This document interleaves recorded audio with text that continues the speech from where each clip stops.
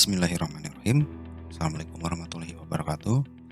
Pada video kali ini saya akan menjelaskan bagaimana kita akan membuat sebuah kuesioner secara online menggunakan Google Form ya fasilitasnya. Kenapa kita menggunakan kuesioner online? Supaya menjadi lebih mudah, kemudian efektif dan efisien terhadap waktu pada saat kalian menyebarkan kuesioner untuk penelitian ya, seperti itu. Jadi nanti kalian tidak perlu menyebarkan kuesioner secara langsung, terkecuali kalau kelompok kalian memang merencanakan untuk membagikan kuesioner itu secara langsung kepada responden dalam suatu objek ya, seperti itu. Nah, jadi saya sarankan untuk beberapa kelompok lebih baik menggunakan Google Form, kemudian nanti di-share-kan linknya ya, seperti itu. Nah, langkah awal silakan kalian login ke Google-nya, ke akun Google ya. Kemudian lihat di pojok kanan atas ya, sebelah sini. Kemudian scroll ke bagian bawah, ada formulir ya. Formulir, kemudian klik. Nah, setelah itu di sini ada beberapa template ya yang bisa kalian pakai. Di sini juga kalian bisa melakukan custom untuk format kuesionernya ya, seperti itu. Nah, jadi di sini ada formulir kosong ya, kita klik saja. Tapi sediakan sebelum kita membuat form untuk kuesioner, sediakan terlebih dahulu draft kuesionernya. Dalam hal ini adalah butir-butir pertanyaan yang akan kita terapkan di Google Form ini ya. Contohnya misal saya menggunakan draft kuesioner yang kemarin sudah saya buat ya, yang ini ya. Nah, ini misalkan di sini di formulir judul kita buat menjadi misalkan kuesioner penelitian ya, seperti itu. Kemudian di deskripsi ini bisa kalian tambahkan ini ya, nah seperti ini, atau mau langsung dengan namanya boleh ya, mau langsung dengan namanya boleh. Kita copy paste ya, seperti itu ya. Oke, jangan terlalu lebar.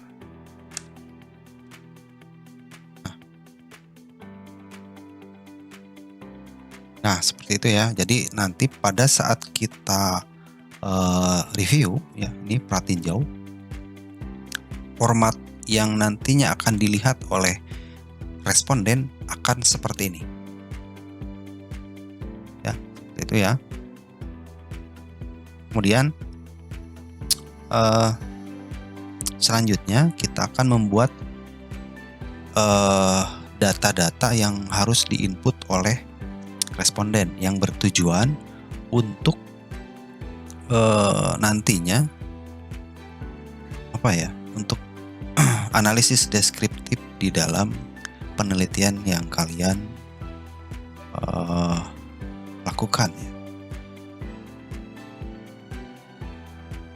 Baik, misal yang pertama adalah ini ya, untuk analisis deskriptif saya sarankan tidak perlu mencantumkan atau menginput nama. Jadi si responden tidak perlu menginput nama ya, seperti itu. Jadi saya sarankan responden untuk tidak menginput nama ya, karena ini bersifat rahasia. Nah ini ya. Yang pertama, jika kalian melakukan observasi di kampus ya, atau di lembaga pendidikan atau dimanapun yang biasanya banyak misal fakultas dan lain sebagainya, banyak cabang atau unit-unit tertentu. Silakan kalian buat. Jadi di sini saya contohnya adalah silakan misal pilih jurusan. Jurusan di sini adalah misal ada jurusan informatika atau sistem informasi. Ya. Kemudian di sini pilihannya pilihan ganda ya. Atau misal informatika. Kemudian yang kedua adalah sistem informasi. Nah, seperti itu ya. Jadi nanti pada saat kita review, kita refresh coba. Nah, akan tampil seperti ini. Ya. Bisa dipahami? Oke. Nah, setelah itu kita kembali lagi ke formulir yang ini. Kita tambah lagi nih. Untuk menambahnya ini di bagian ini ya. Tambahkan pertanyaan, atau kalau kita di maximize itu akan ada di sebelah kanan ya. Nah, seperti itu. Tambahkan pertanyaan. Di sini misalkan jenis kelamin. Jenis kelamin yang pertama pria dan wanita. Seperti itu ya. Kemudian selanjutnya kita tambahkan lagi pertanyaannya. Di sini usia, ya, usia pilihan ganda lagi 15 sampai 20, ya. Kemudian 21 sampai 25,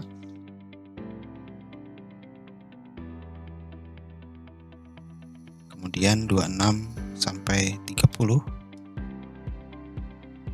31 sampai 40, kemudian 41 sampai 50. Seperti itu ya. Selesai, nanti tampilannya kalau di refresh diperhatiin jauh seperti ini.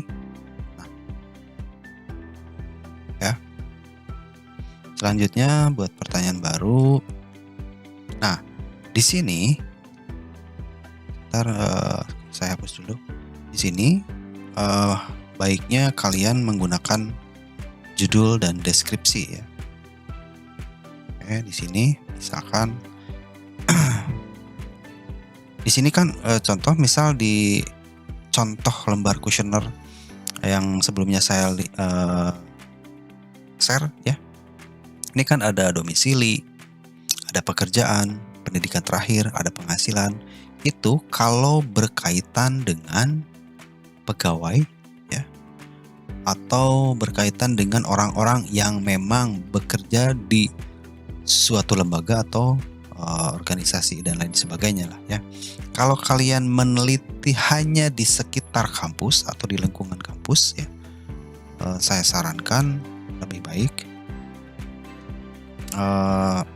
hanya poin-poin tertentu saja yang memang dianggap penting ya. Kita lanjut lagi sini. Jangan lupa kita harus memberikan sebuah petunjuk ya, supaya si responden tidak bingung ya. Jadi kalau ada petunjuk, nanti responden akan dimudahkan untuk menjawab. Nah, jadi ini kita copy ya deskripsinya, ini di deskripsi ya. Nah, seperti itu. Oke, jadi pada saat kita refresh, nah ada petunjuknya. Wow, ini sebentar. Ini jangan di inilah. Sebentar, ini harusnya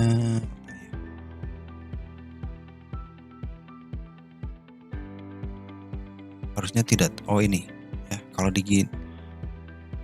ini tampilannya seperti ini, jadi kayak kurang rapih ya.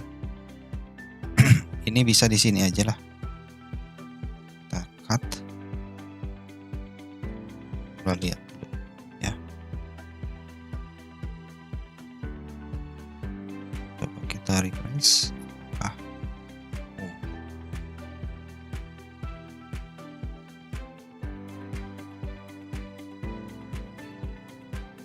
sini sajalah ya. Nanti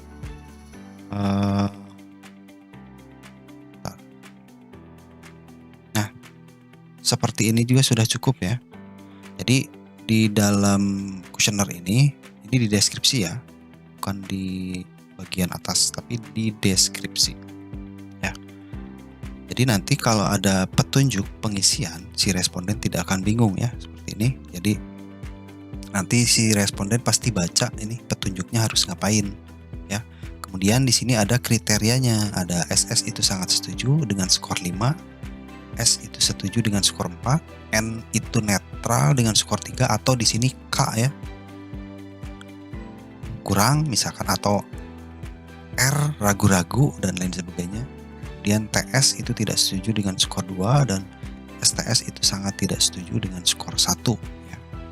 Seperti itu. Nah, kemudian selanjutnya kita dulu ya.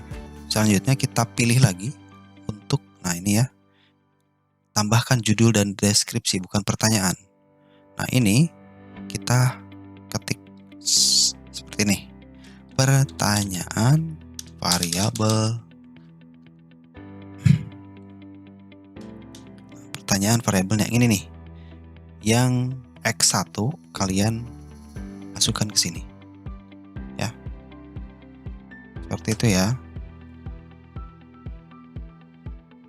Oke, setelah ini barulah kalian menambahkan pertanyaan ya. Nah, seperti itu. Contoh misalkan di sini untuk indikator ini tidak perlu dimasukkan ya, karena nantinya menjadi bingung. Cukup kita saja yang tahu ya. Atau kalau mau dilampirkan juga silakan, tidak apa-apa ya. Ini kita copy, kemudian di sini dimasukkan ke pertanyaan ya. Kemudian untuk jawabannya bisa pilihan ganda ya. Contoh misal di sini sangat setuju ya. Kemudian setuju, netral, tidak setuju, kemudian sangat tidak setuju. Seperti itu ya.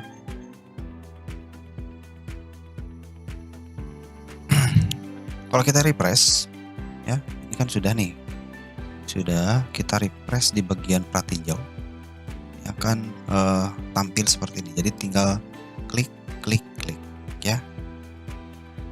Akan tetapi nanti hasilnya akan menghasilkan teks atau kalimat ini, dan tentunya nanti di proses olah data kalimat ini harus dikonversi menjadi angka ya. Ingat, harus dikonversi menjadi angka. Contoh misal ini kan sudah dipratinjau ya, saya isi ini. Misal saya refresh dulu, saya pilih informatika, jenis kelamin, terus usia ini misal, terus saya dapat tunjuknya, saya pilih sangat setuju, kemudian kirim ya. Nah ini akan secara otomatis di bagian setting ya, di bagian setting ini akan secara otomatis ada jawaban ya, ada jawaban satu, kita buka. Nah ini akan menampilkan persentase ya di sini. Nah, kalau misalnya kita ingin melihat data di spreadsheet, kita klik ini ya. Oke, kita buat saja. Nah, tuh ya, akan menghasilkan kalimat atau teks ya, seperti itu ya. Atau seperti ini, bentar, sudah ya. Oke, ini kita kembali ke tab pertanyaan. Kalau ini misalkan kalian mau tambahkan dalam kurung 5 misal ya, ini tambah kerjaan lagi ya, karena harus menghapus teks dan tanda kurung ya. Seperti itu. Jadi saran saya adalah jangan menggunakan pilihan ganda ya. Ingat, jangan menggunakan pilihan ganda terkecuali kalau kalian nantinya bersedia untuk mengkonversi dari kalimat menjadi angka ya. Saran saya kalian bisa menggunakan misal 1, 2, 3, 4, 5 seperti itu ya. Kalau menggunakan pilihan ganda seperti ini formatnya ya, tanpa ditambah dengan teks, misal 1 sangat tidak setuju. Nah, ini nantinya akan tetap menghasilkan teks seperti yang ada di sini ya. Seperti itu ya. Jadi saran saya ini dikosongkan saja, cukup angka ya. Contoh misal ini kan saya refresh. Oke, misal saya sistem informasi wanita 26. Kemudian ini saya pilih 3, kirim. Ini akan langsung otomatis. Nah, ya, hasilnya menjadi hanya angka. Karena apa? Kan sebelumnya kita sebagai peneliti, anggaplah ya peneliti, kita sudah memberikan petunjuk bahwasannya angka 3 itu adalah netral, angka 4 itu adalah setuju, angka 5 itu adalah sangat setuju dan lain sebagainya ya. Seperti itu ya. Nah, supaya tidak terlalu ke bawah ya. Ini saya hapus dulu lah ya. Oh, jangan dulu lah. Supaya tidak ke bawah, kalau saran saya sih lebih simpel yang ini ya. Jangan pilihan ganda tapi yang skala linier. Ya, yang ini. Nah, skor 1 sampai dengan 5 sudah gitu aja ya. Kalau kalian mau menampilkan misalkan dari skala 1 sangat tidak setuju. Kemudian di skala 5 itu sangat setuju.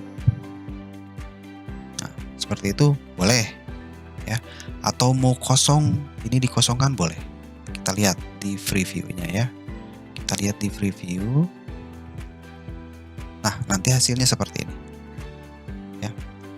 Mau seperti ini silakan, atau mau tidak menggunakan label sangat tidak setuju, sangat setuju, boleh. Ya, seperti itu. Contoh ini kalau misalnya saya menggunakan skala linier. Informatika, ya. Kan sudah ada petunjuk, saya pilih 4. Kirim. Nah, ada. Sama ya nilainya ya.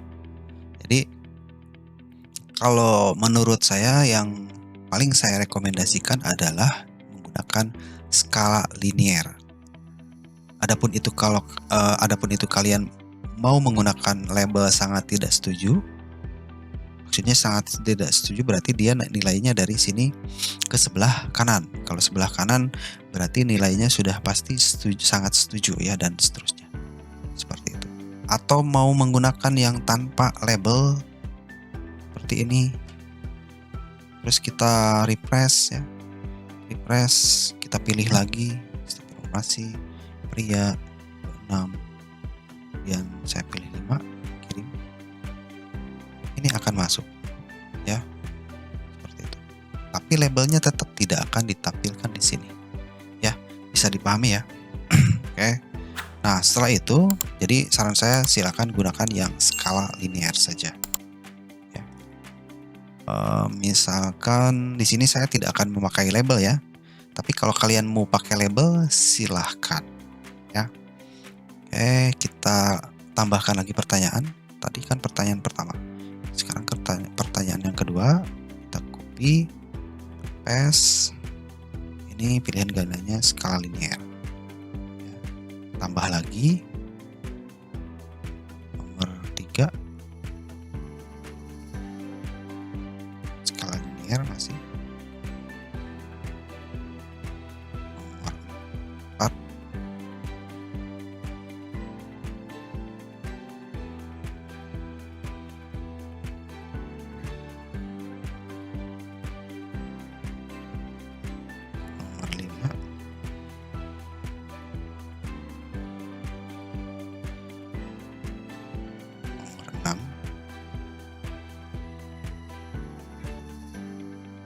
lebih lebih ringkas dan lebih cepat ya. Jadi kalau ada yang cepat, untuk apa diperlambat ya?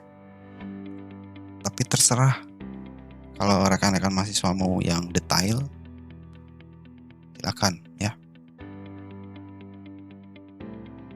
Oke, ini.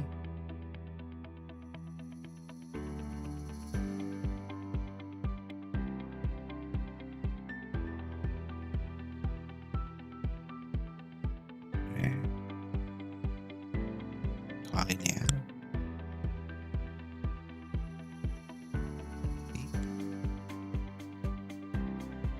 Nah, ini kan sudah selesai nih. X1 green marketing, variabel green marketing X1 ini sudah selesai 10 pertanyaan ya. Nah, kemudian untuk membedakan antara variabel satu dengan variabel yang lainnya, silakan tambah bagian. Nah, seperti ini ya. Seperti ini ya. Jadi nanti kalian bisa misal di sini pertanyaan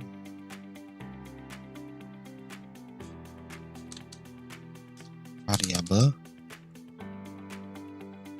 ini masukkan. Preferensi konsumen X2 masukkan ke sini. Oke. Ya. Untuk membedakan antara variabel X1 dengan variabel X2. Jadi tidak di-scroll ke bawah semuanya disatuin tuh. X1, X2, X3, Y disatuin.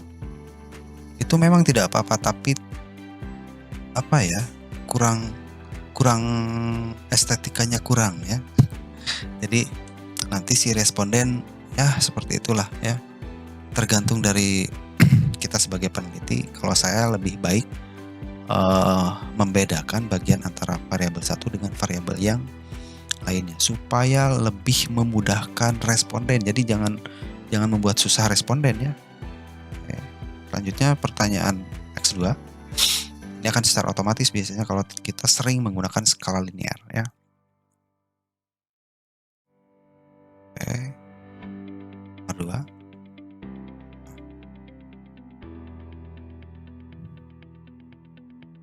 2. Kemudian kualitas kopi.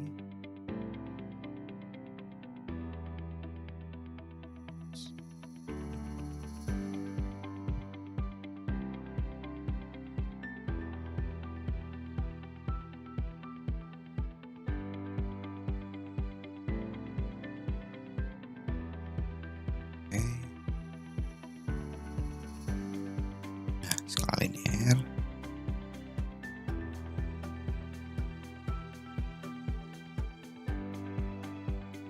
Skala linear.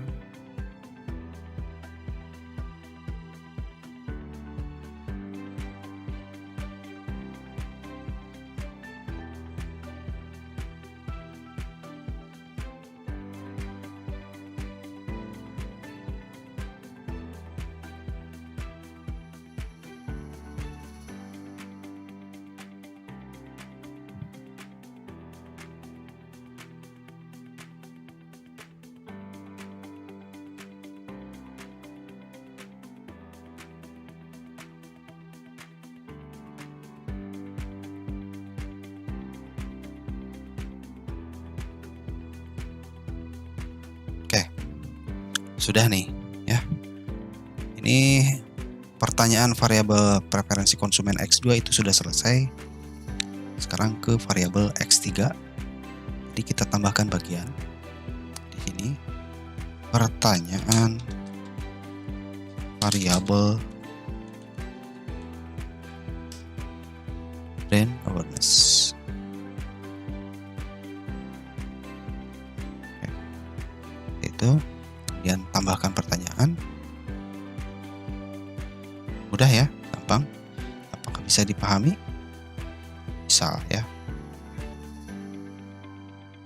Jadi kalian rekan-rekan mahasiswa nanti di kelompoknya ya, coba job desk-nya dibagi-bagi. Ada yang bikin pertanyaan, kemudian ada yang menyebar kuesioner online-nya. Bisa dibantu oleh rekan-rekan teman yang lain atau kelas yang lainnya. Ya. Kemudian ada yang ngolah datanya. ada juga yang membuat laporannya. Jadi semua kebagian tugas ya. Seperti itu. Jadi jangan sampai kalian ngerjain. Misal di satu kelompok ada 3 orang kan ya, maksimal 4 orang. Sama ketua kelasnya, sama ketua kelompoknya silakan dibagi job desk masing-masing supaya semuanya kerja. Ya, kebagian kerja. Nanti di akhir project sepertinya kalian harus menyetorkan video presentasinya. Oke, sudah bagian 3. Sekarang bagian keempat, loyalitas pelanggan ya. Nah, ini sudah pertanyaan.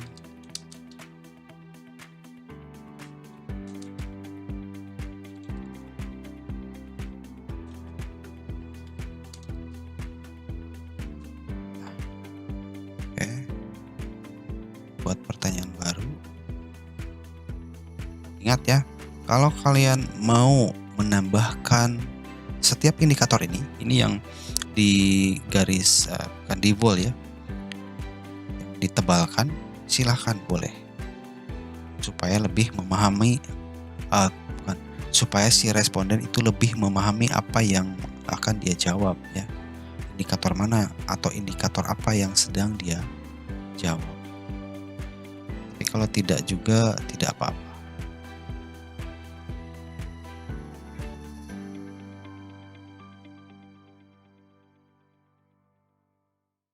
Oke.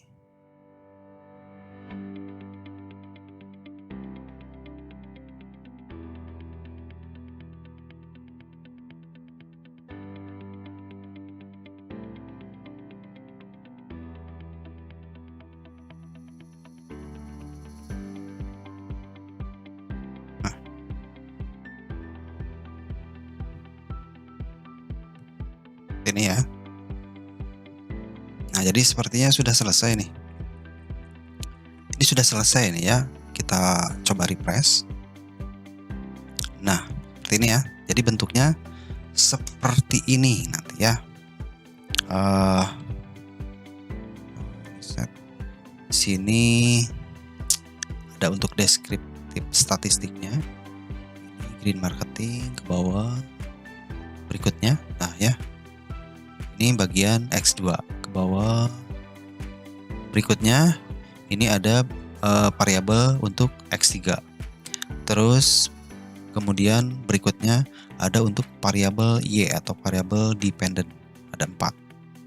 Ya, seperti itu. Tetapi di sini masih ada yang kurang.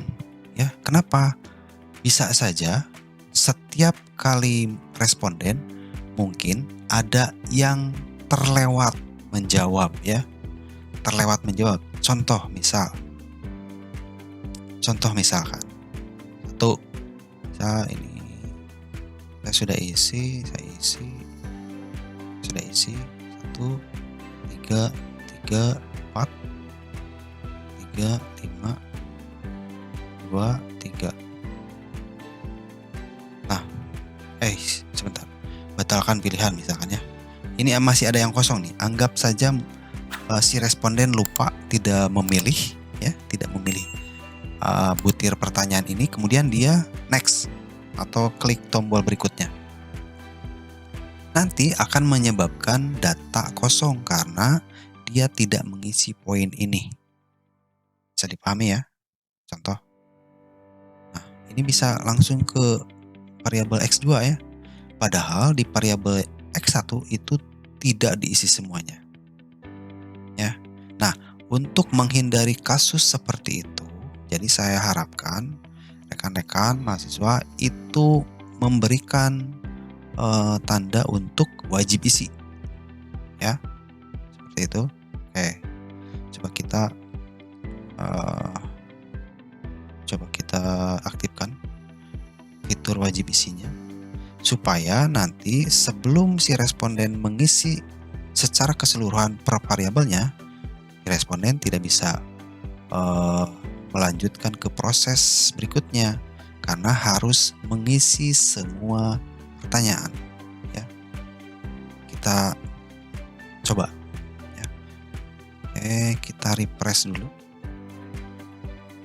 Oke, kita refresh. Nah, menunjukkan pertanyaan yang wajib isi. Ini saya ya, sini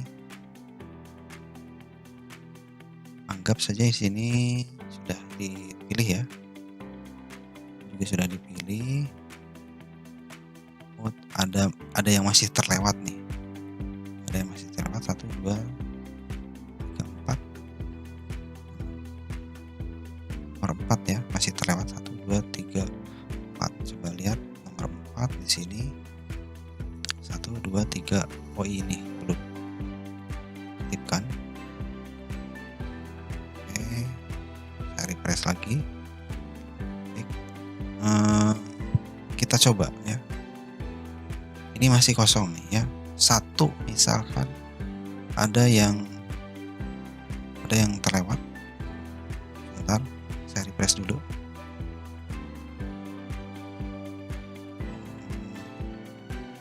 Sebentar.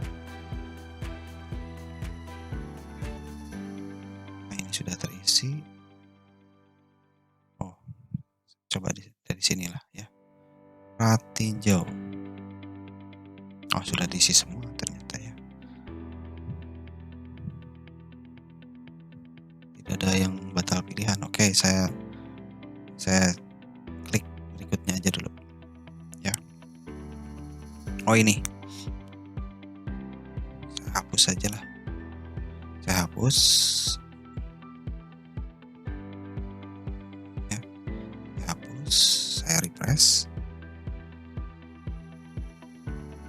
Ratinjau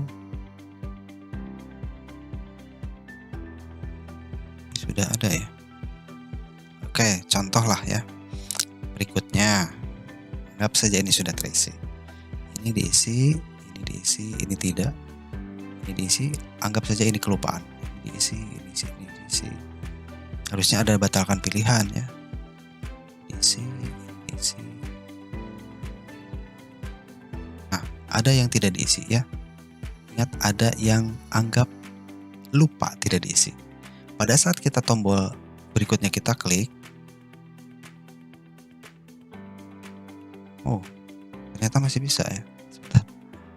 Biasanya ini wajib isi kan harus, oh ini. Ininya belum kita tandai dengan untuk wajib isi ya. Wajib isi. Tandai semua jadi wajib isi ya.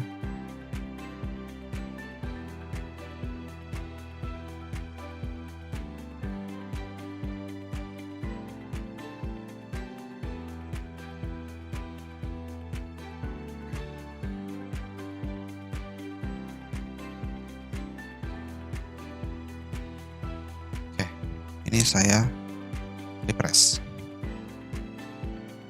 Oke, ini ke pilihan variabel X 1 ya, sudah terisi. Berikutnya ini sudah terisi, tapi nomor variabel X2 nomor 3 ini tidak, kelupaan, nggak diisi. Kemudian kita klik tombol berikutnya. Nah ya, akan ada pertanyaan seperti ini. Ada notifikasi, pertanyaan ini wajib diisi ya. Jadi kita akan diblok kalau kita melanjutkan ke proses berikutnya karena ini wajib diisi ya. Memang fitur untuk kuesioner online itu harus seperti ini supaya nanti pada saat data yang sudah terkumpul, data ini ya, saya Ctrl Z untuk mengembalikan datanya, supaya nanti kalian tidak akan kehilangan data. Jadi saran saya, semua pertanyaan yang kalian buat itu wajib diisi ya, jangan sampai tidak diisi.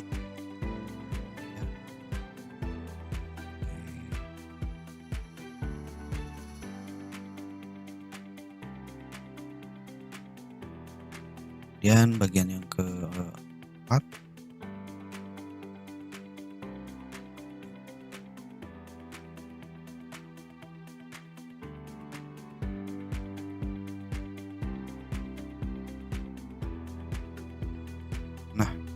itu ya.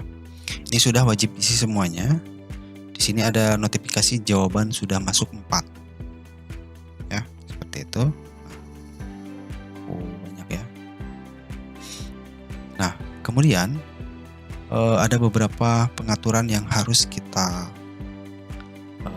konfigurasi ya. Di sini bisa jawaban jangan dikumpulkan atau mau telah diverifikasi atau input responden, silakan.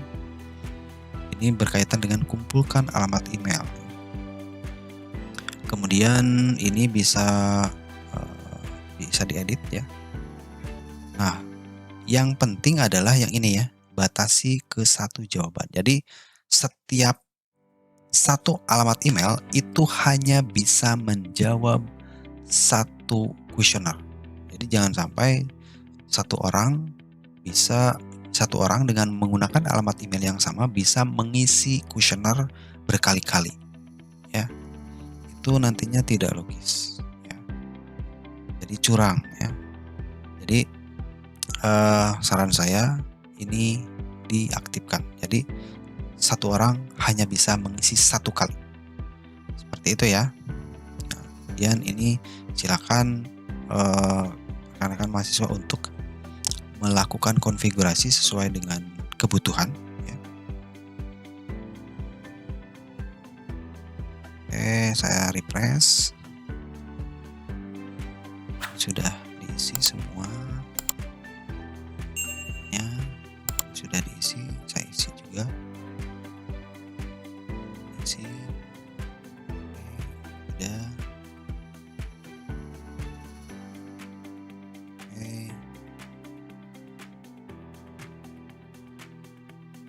Diisi lagi.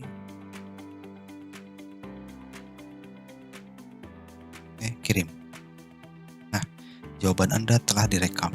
Ya, ini akan otomatis masuk ke sini. Tuh, akan menghasilkan angka-angka yang memang cukup banyak sesuai dengan jumlah pertanyaan yang kalian buat. Seperti itu ya. Nah, jadi untuk pembuatan kuesioner online, saran saya buat di Google Form seperti ini. Semoga videonya bermanfaat. Silakan kepada ketua kelompok masing-masing untuk membuat job desk anggotanya, apa saja yang harus dikerjakan supaya nanti pekerjaan proyeknya merata, masing-masing dapat job desk ya. Sehingga nanti proyek perkuliahan, khususnya mata kuliah probabilitas statistik ini, bisa menghasilkan sebuah latihan penelitian yang baik yang nantinya bermanfaat untuk rekan-rekan mahasiswa pada saat nanti menyusun skripsi ya. Mungkin hanya itu saja, saya akhiri. Assalamualaikum warahmatullahi wabarakatuh.